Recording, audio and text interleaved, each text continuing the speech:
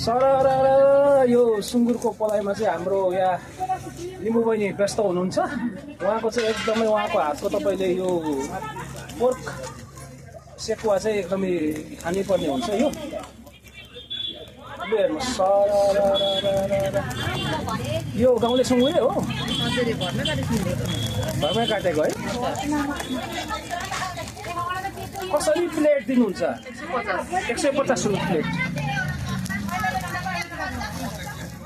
यसको तपाईँले इन्ग्रिडियन्ट्सहरू बताउनु पर्यो भने चाहिँ के हाल्नुहुन्छ यसमा? यसमा नुन हाल्नु पर्यो, हर्दी हाल्नु पर्यो, अरू सिक्रेट मसला।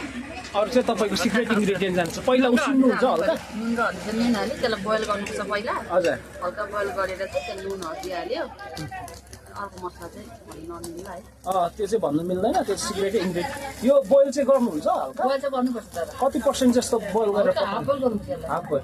पुरै चाहिँ गर्दैन, पुरै हल्दी झट्टै पाकिजान्छ। हजुर। हल्का यो हेर्नुहोस् अब झर पर्दैछ है। यो अब लगभग यो रेडी भयो कि के छ? ग्राहकहरू कहाँ जानुभयो? प्लेटिङ गरिदिँदै गर्नुहोस्, आउँछ होला।